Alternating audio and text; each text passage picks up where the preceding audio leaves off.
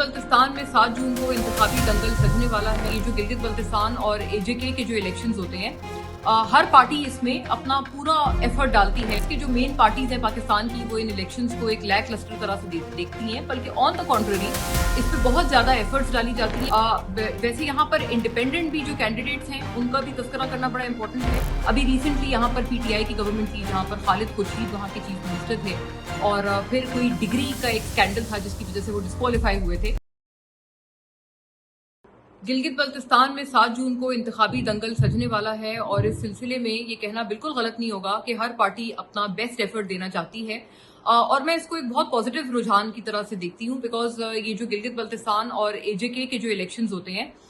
हर party इसमें अपना पूरा एफर्ट डालती है कि यहाँ से ज्यादा सीट्स निकाली जाएं और इस पोजीशन में आप आ जाएं किसी तरह से कि आप गवर्नमेंट बना सकें। So it's not like this कि जो मेन पार्टीज हैं पाकिस्तान की, वो इन इलेक्शंस को एक लैक लस्टर तरह से देखती हैं, बल्कि ऑन द कॉन्ट्ररी इस पे बहुत ज्यादा एफर्ट्स डाली जाती हैं। हर कोई यहाँ पर अपना भरपूर एड़ी चोटी का जोर लगाता है सियासी तौर पर कि इलेक्शन मुहिम अच्छी से अच्छी चले और ज्यादा से ज्यादा सीट्स जो हैं वो यहाँ से निकाली जा सके। वैसे यहाँ पर इंडिपेंडेंट भी जो कैंडिडेट्स हैं उनका भी तस्करा करना बड़ा इंपॉर्टेंट है, क्योंकि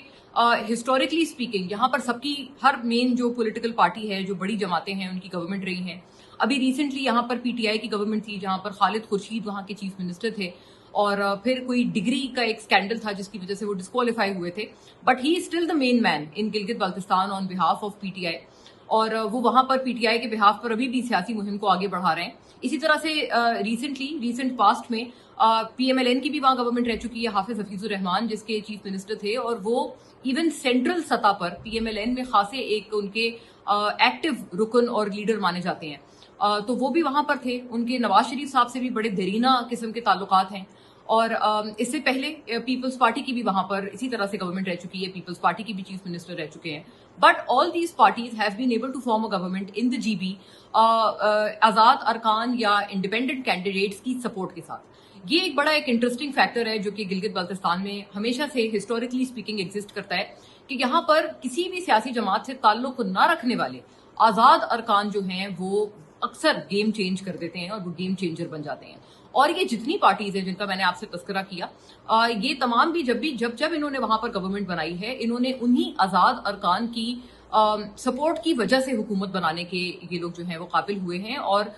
ये वो आजाद अरकान है जिनकी अपने अपने हलकों में बड़ी पजीराई है, इनको अवाम का भरपूर तौर पर मैंडेट हासिल है। सो ये भी ऑब्वियसली अक्सर और बेशतर यही करते हैं कि जो ये देखते हैं कि पार्टी ज्यादा पॉपुलर है या जिनके साथ इनकी ज्यादा कोई एक सियासी तौर पर अलाइनमेंट हो रही होती है या हम आहंगी होती है, ये उस पार्टी के साथ जो है वो साइड करते हैं और उनको बैक करते हैं trying to form a government.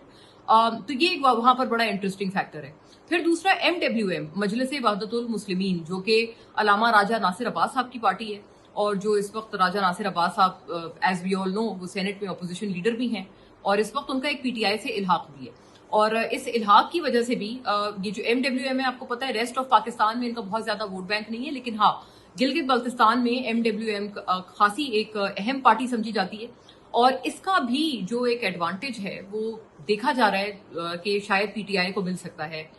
In electoral poles में। एक और बहुत दिलचस्प पार्टी का मैं तस्करा करना चाहती हूँ, और एक अपनी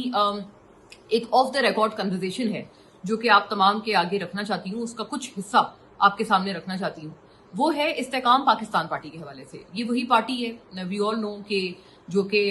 2024 में जिन्होंने पहली दफा इंतखाबी मैदान में अपना कदम रखा, और ये जो फॉर्म हुई थी वो 9 मई के बाद वाले एपिसोड्स के बाद जो पीटीआई के नाराज अरकान थे, जो कि 9 मई से पहले से भी पीटीआई से नाराज थे, जैसे जहांगीर तरीन साहब हो गए, अलीम खान साहब हो गए, ये इन तमाम बड़े दिग्गजों की पार्टी है, और ये पीटीआई को बिल्कुल फाउंडिंग मेंबर्स पीटीआई के समझे जाते थे ये लोग। बहरहाल इन लोगों ने अपनी एक पार्टी फॉर्म की, एंड लेट्स बी ऑनेस्ट 2024 के इलेक्शंस में, जनरल इलेक्शंस में, इन्होंने अपनी जो तवक्कुआत थी उनके हिसाब से भी इन्होंने परफॉर्म अच्छा नहीं किया, जिसकी वजह से इवन जहांगीर तरीन साहब एक तरह से उन्होंने सियासत को ही खैराबाद कह दिया। आगे चलते हैं। अब मेरी एक कॉन्वर्सेशन अभी रिसेंटली हुई ऑफ द रिकॉर्ड इसी पार्टी इस्तेकाम पाकिस्तान पार्टी के एक बहुत अहम रुकन से, और उन्होंने जो मुझे कुछ बात बोली, उन्होंने ये कहा कि वो खासे पुरुमीद हैं, उनकी पार्टी की सतह पर वो बड़े पॉजिटिव हैं और बहुत ऑप्टिमिस्टिक हैं कि इस मरतबा जीबी इलेक्शंस में वो अच्छी खासी सीटें निकाल सकते हैं। ये बात उन्होंने मुझे कही।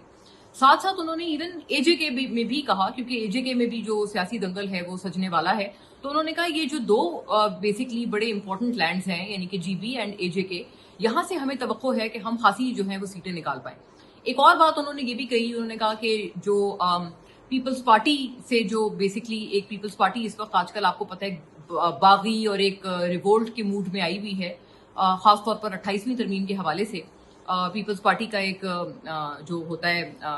बगावत का या जो लेफ्ट वाला जो एक एंगल है वो आजकल नाजरीन को देखने में मिल रहा है। तो ही ऑल्सो सेड कि इस वजह से अगर पीपल्स पार्टी का कोई वोट बैंक फ्लक्चुएट हो तो हम उसका भी एक हमें उम्मीद है कि उसका भी सियासी तौर पर इस्तेकाम पाकिस्तान पार्टी को फायदा मिल सकता है इन इंतखाबात में। अब ये एक बड़ी दिलचस्प बात थी जो कि उनकी तरफ से मुझे मिली है, और जाहिर है मैं नाम डिस्क्लोज नहीं कर सकती कि मेरी ये गुफ्तगू किससे हुई, लेकिन मतलब इस मरतबा इलेक्शंस को लेकर जीपी में और एजेके में इस्तेकाम पाकिस्तान पार्टी भी जो है वो बहुत ज्यादा पॉजिटिव नजर आ रही है। एनीवे एक बड़ी अहम बात ये भी करने वाली है कि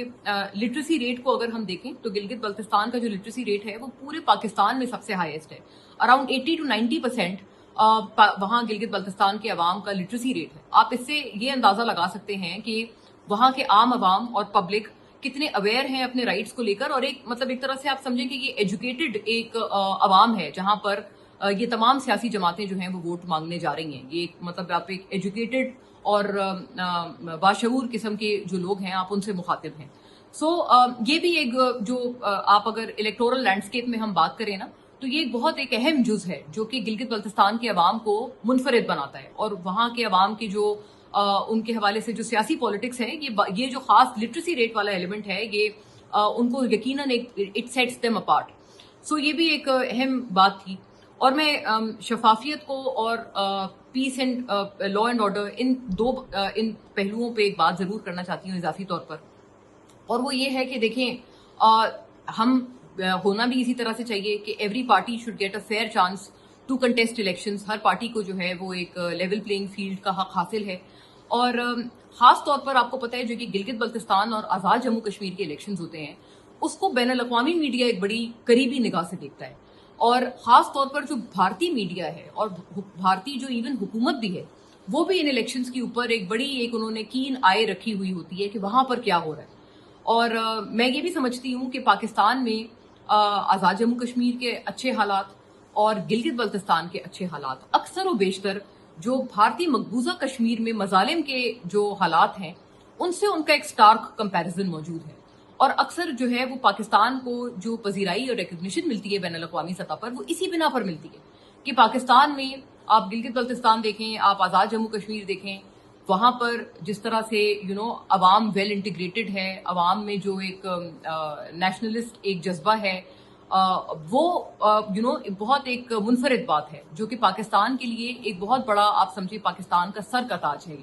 एज कम्पेयर टू इंडिया। क्योंकि इंडिया में जो भारतीय मकबूजा जम्मू कश्मीर में जो हालात और वाकयात हैं, जो मजालिम की इंतहा है और जो तारीख रकम की गई है उससे इसका मवाजना किया जाता है। तमाम बैनुल अक़वामी इदारे, खबर रसां एजेंसीज सब इस बात का मवाजना करते हैं। So I think even in this context ये बहुत जरूरी है और इस बात को नेसेसिटेट ये चीज करती है कि जो इंतखाबी अमल है वो बड़ा खुश असलूबी से चले और पूरी भरपूर हम आहंगी से चले। और एक और इसका एंगल लॉ एंड ऑर्डर या पीस प्रेवलेंस से भी मुंसलिक है कि अमन व अमान का भी इन द मीन टाइम जो है वो भरपूर तौर पर ख्याल रखना और इसको इंश्योर करना ये भी बड़ा जरूरी हो जाता है, क्योंकि भारत के जो प्रॉक्सीज हैं वो भी आपको पता है गिलगित बल्तिस्तान या एजेके में खासे एक्टिव और सरगर्म पाए जाते हैं, और उनको फंड उनको स्पॉन्सर भी इसी बात पर किया जाता है कि वो किसी तरह से वहां पर कोई एनआरकी कॉज करें या वहां पर जो एक पीस है, अमनो अमान है, उसको डिसरप्ट करने की कोशिश करें। सो आई थिंक ये भी बड़ा इंपॉर्टेंट है कि while we also have to ensure transparency, वहीं दूसरी तरफ हमने लॉ एंड ऑर्डर और पीस प्रेवलेंस को भी यकीनी बनाना है ताकि इन तरह के जो भारतीय एलिमेंट्स हैं और प्रॉक्सीज हैं और इनकी जो बदकार साजिशें हैं उनको भी हम लोग किसी भी तरह से नाकाम बनाएं, और खास तौर पर इस इलेक्टोरल प्रोसेस को इन तमाम साजिशों से बिल्कुल पाक रखें।